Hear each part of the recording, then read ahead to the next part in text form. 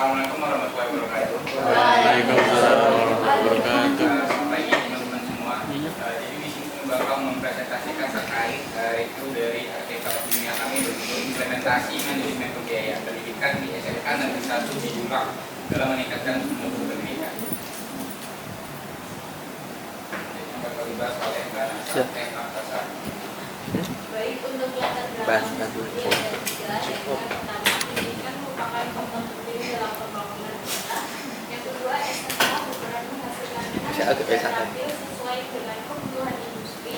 Dan yang terakhir yaitu untuk mencapai hal tersebut, maka untuk pendidikan itu harus terus ditingkatkan. Karena salah satu faktor pertama yang dapat mempengaruhi mutu itu adalah manajemen pembiayaan. Untuk tujuannya sendiri yaitu yang pertama menganalisis manajemen pembiayaan pendidikan, yang kedua mengetahui dampaknya terhadap mutu pendidikan, dan yang terakhir yaitu mengidentifikasi faktor Untuk pertanyaan penelitian, menurut artikel ini kami tidak menggunakan hipotesis tapi menggunakan pertanyaan. Jadi fokusnya itu cuma untuk rumusan pertanyaan. Untuk pertanyaan sendiri yang pertama yaitu bagaimana perencanaan pembiayaan pendidikan dalam meningkatkan mutu pendidikan di SMK Negeri 1 di Julang. Yang kedua, bagaimana pelaksanaan manajemen pembiayaan pendidikan di SMK Negeri 1 di Julang. Dan yang terakhir yaitu bagaimana evaluasi manajemen pembiayaan pendidikan dalam meningkatkan mutu pendidikan di SMK Negeri 1 di Julang.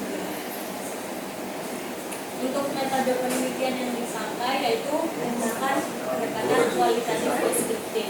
Itu digunakan untuk menggambarkan fenomena secara nyata tanpa manipulasi data.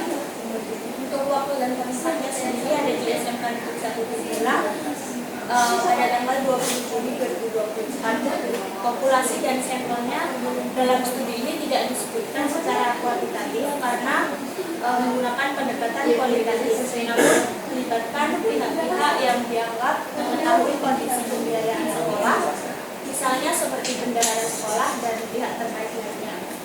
Untuk teknik pengumpulan datanya sendiri ada 3, yaitu yang pertama observasi, pengamatan langsung di lokasi penelitian.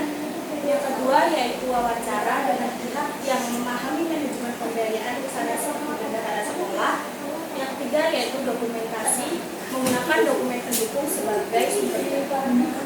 Untuk teknik analisis datanya, menggunakan mode Mills dan Huberman, dilakukan secara interaktif dan terus-menerus hingga data itu mencapai titiknya. Untuk data penelitiannya sendiri, jenis data itu menggunakan data kualitatif deskriptif. Datanya berupa hasil wawancara, observasi, dan dokumentasi.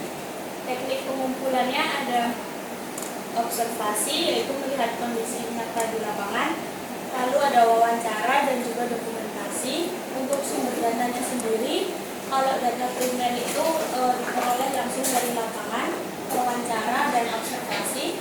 Untuk data sekundernya bisa diambil dari dokumen sekolah, studi APBS, dan laporan keuangan, serta bisa diambil dari literatur atau referensi yang Untuk pengolahan datanya sendiri, data dikumpulkan dari berbagai sumber, kemudian disusun dan dideskripsikan sesuai dengan fakta di lapangannya, dan tidak menggunakan perhitungan statistik.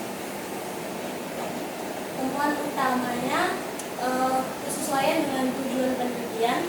Temuan ini sudah sesuai dengan tujuan penelitian tadi, yaitu yang pertama menggambarkan proses manajemen pembiayaan yang terdiri dari perencanaan, pelaksanaan, dan evaluasi. Yang kedua, identifikasi faktor penghambat dalam peningkatan mutu pendidikan. Untuk pola atau tren yang ditemukan yaitu yang pertama, manajemen pembiayaan itu sudah terstruktur secara administratif, namun implementasinya itu belum optimal dalam meningkatkan mutu pendidikan. Selanjutnya masuk ke analisis dari penelitian ini. Di sini ada 3 poin penting yang perlu dibahas. Pertama itu ada metode analisis, di mana metode analisis ini menggunakan pendekatan kualitatif deskriptif dan data yang dianalisis secara interaktif dan terus-menerus hingga mencapai tahap kejenuhan data. Kemudian untuk pola manajemennya itu ada 3 pola. Yang pertama mulai dari perencanaan yang stakeholder untuk membuat RAPBS. Kemudian part ini itu ada pelaksanaan, di mana melakukan pencatatan pemasukan dan pengeluaran, kemudian evaluasi rutin itu melakukan rapat sebulan sekali oleh kepala sekolah, wakil kepala sekolah dan bendahara.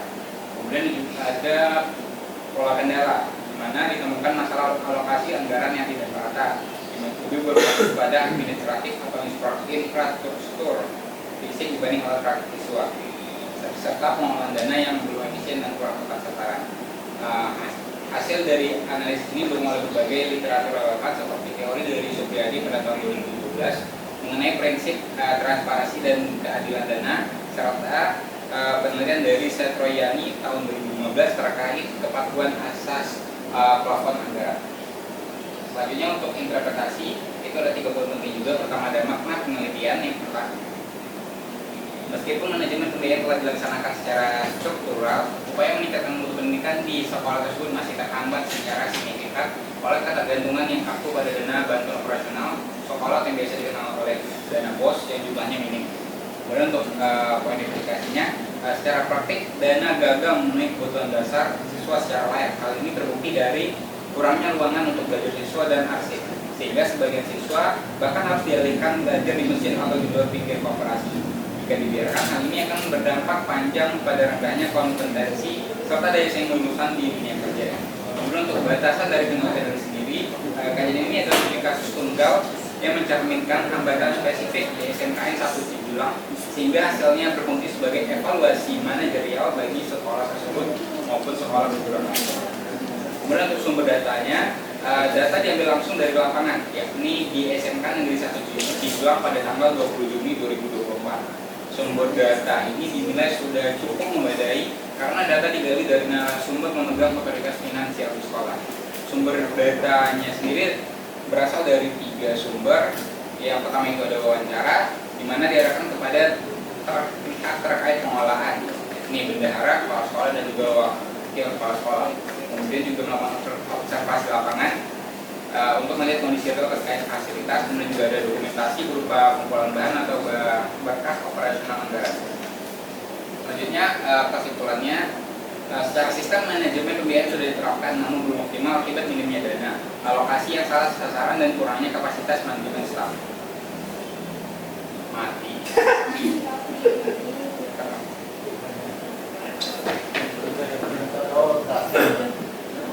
Laptop.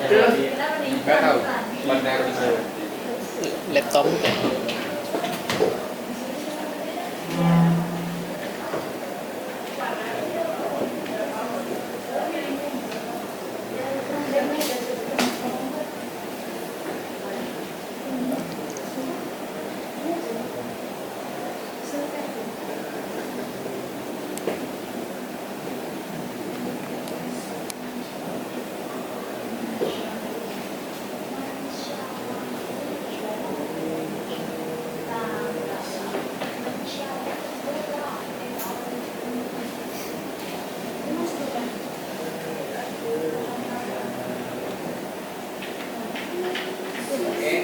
Kesimpulan tadi, secara sistem manajemen pembiayaan sudah diterapkan namun belum optimal untuk mengikuti dana, alokasinya secara sasaran dan kurangnya kapasitas manajemen staf.